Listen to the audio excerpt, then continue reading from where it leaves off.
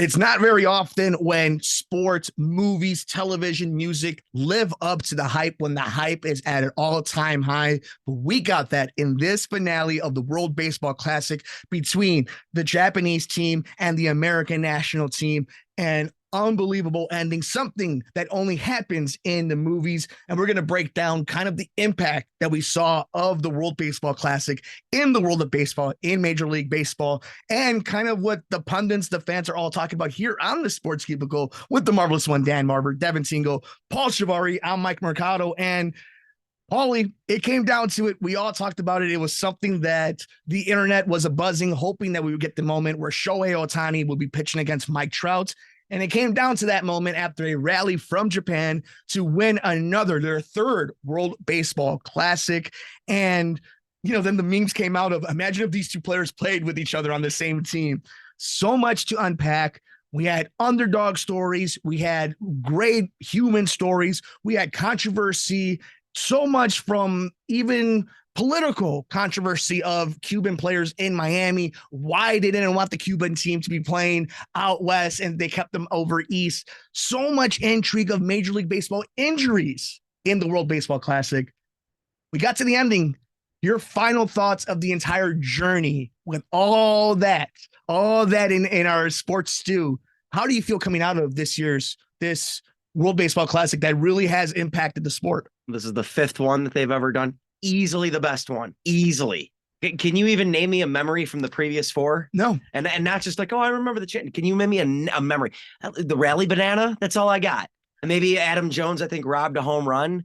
And then we met Daisuke Matsuzuka and Yu Darvish. That's about it for the previous four. That's all I've got. This was hands down the best. We got Trey Turner's grand slam. And then, of course, the Hollywood ending. Ohtani strikes out Trout. I pulled my family downstairs for it. And like, they were happy to do it. Like, Dad's going to get us to watch baseball. All right, here we, but everyone walked away from that being like, oh my gosh, thank you for interrupting my life to show me that. Like, I remember knocking on my son's door, like, it's going to the ninth inning. Trout's going to be the third batter. You got to come and say, oh my gosh, running out of his room to go see it. Everyone enjoyed it. It was great. It was the way it should have gone down. Hollywood ending. The games were exciting all the way through. And this is probably going to be the last time we ever see non-pitch clock baseball. And everyone loved it. And I know all the old heads, including me, are like, see, you don't need a pitch clock. At the same time, these games meant more than a mid-season game. But I think if anything, this tournament taught us the playoffs, the Major League Baseball playoffs should not have a pitch clock. They should not. There should be shifting. There should be at least maybe the World Series, because when baseball has a chance to breathe and be good and one game is under the microscope, there's nothing that beats that. I think it's important to also recognize where I'm somebody who's all for the rule changes. I also love the atmosphere of the teams. It was a different product than you're going to see, let's say, in July, especially if your team is bad. Mm-hmm. You're not going to see that type of atmosphere. But I think it's also important where other professional sports change their rules for circumstances. Mm-hmm. The NFL rules in the regular season aren't the same in the playoffs. There's rules that change.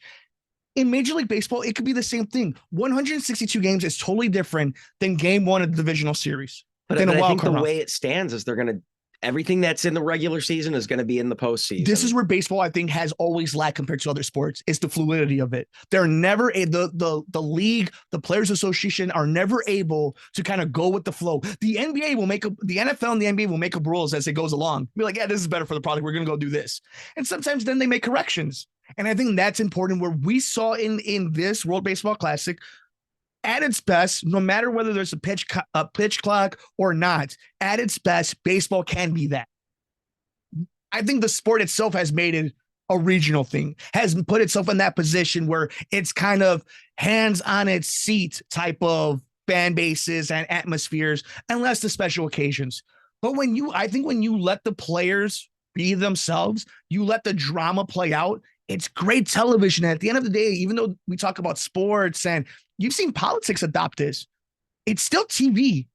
And on some form, our little lizard brains want to make it entertainment. We need entertainment. Mm-hmm. And baseball shows at its best, no matter what the rules say, when it's at that type of level, when it's that type of competitiveness, and it has that vibe to it, it can be great. And baseball has that unique, guy versus guy, player A versus player B, where, this time it was Ohtani versus Trout, but sometimes it's like when two guys are chirping at each other through the media, and it's like, well, they play in different divisions, they play in different leagues. They don't know, it doesn't always come up. But then when one's on the mound and one's in the batter's box, 100%. everything's all cleared away and they get to face each other. Baseball is the only sport that really has that. I mean, sure, you have Lawrence Taylor breaking Joe Theismann's leg, even though there wasn't like a rivalry there. Mm-hmm. You have maybe that, but that's the luck of if they get to face each other. Basketball kind of has that, but baseball, mano y mano, right in that moment, man versus man. You're 100% right, because in football, it's normally quarterback versus quarterback, and they never go against each other. Mm-hmm. And in the NBA, unless it's the last 4 or 5 minutes where your best player is going to go against my best player, and we're just going to see how that kind of breaks down. And even then, does that always work out, though? I mean, did you ever want Shaq to play against Jordan? Right. I mean, in ISO, that wouldn't make sense. The positions of it make it a little bit weird dynamic. I think for baseball, it is that theater of Clayton Kershaw versus Aaron Judge can happen in a World Series. Yep. And that's a real thing that really does do stuff for the imagination that other sports can't. And baseball has the benefit of it's the one sport where it cares about its history while you're playing it. You can make history. You're playing against history. It's kind of like the Olympics when you have like these speed swimmers or runners where they're not only going against the field, they're going against their old records, the world records, the Olympic records, whatever the case may be. Baseball's like that. Hitters are going after certain records. Pitchers are going after certain records. And we celebrate them so much more in baseball than we do any other sport. Running backs don't care about who leads the all-time rushing leader. Barry Sanders apparently did. And that's great. But like, do you think that makes any difference to Marshall Faulk? No. But it matters in baseball who has the most home runs, who has the most wins, who has the most, because again, then it goes into the Hall of Fame and what HOF means in the baseball world, specifically in baseball. We talk about jackets in the NFL, but in baseball, it's about being in the Hall of Fame. And I think that's why the World Baseball Classic kind of was all that put together. The real interesting thing is somebody like me who's cynical sometimes about the sport I love, there are going to be people who are going to say, well, how do you capitalize on that heading into April? You can't. No, you can't. It's sorry, everybody. Whether you love the new rules or hate it, it doesn't matter. It's just, it can't be the same because April 3rd can't feel like March 3rd, whatever. These are all best of ones. Yes. And we had to listen to how many people complain about how the wild card was a best of one and how that's not fair. We'll get into but baseball loves the complaining, but let's take away the best of one and the excitement of those games, the way they were played. And you look at just the way these countries all around the world, how they get behind baseball versus the United States. It's a party-like atmosphere. There's drums, there's horns, there's people like in unison dancing and whatnot.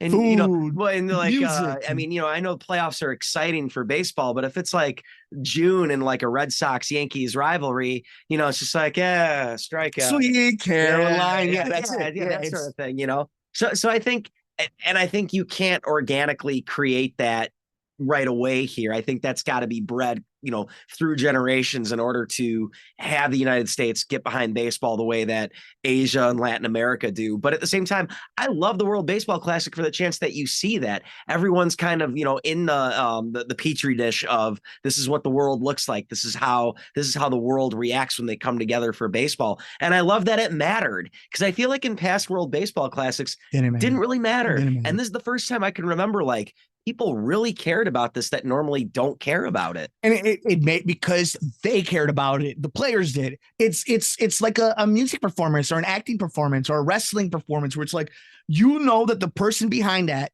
cared. They believed in the lines that they were delivering. They believe in the lyric that they were singing. They believe in the action they were taking. In this, you saw every pitch in that bat that mattered. And that was part of it too, the amount of star power for every team. I think, 100%. When this thing started back in 2006, I don't remember too many stars coming out to play. I remember stars ducking it. Yes. And I remember, kind of the specialized treatment, guys that didn't really get into games as much. You didn't get these big moments. But this time around, You had the stars talking about, man, I can't believe guys don't want to do this. I can't believe. And I understand Aaron Judge was one example where he didn't want to do it because he said he's more focused on winning a ring with the Yankees than and that's understandable. And he just got a big contract. So like you want to, it's and he's coming off the season that he just had. Yes. I mean, who knows, maybe in 3 years he'll come back and maybe he'll be a champion with the Yankees. He'll come back in 2026 and say, all right, now is my time to win for my country. But seeing Trey Turner, that was awesome. And Tim Anderson and these guys who are going to get paid, who are superstars, exposing. And even the guys getting injured, I think it's such a weak take to say, guys. Yeah. Okay. So the biggest one was Keith Olbermann. Yes. Which, reserve your thoughts on Keith Olbermann. But I love as that the him and Dan Patrick, we don't have to say, but like obviously, the big show. But like it doesn't mean he's not valuable for stupid things like this. But I mean, and his thing was, trying to be edgy or funny by saying, based on where your grandma got laid, and like, look, I get the loose restrictions of who gets to play for who. Sure. I learned that Lars Nootbaar has Japanese heritage. That's neat. That's kind of fun. I wasn't born in Japan. I don't think he was ever raised Japanese, but that doesn't matter. Team Japan wanted him to play for him. So who cares what Keith Olbermann thinks? I'm dropping his name right now on the spot, but he robbed a home run for Team Mexico.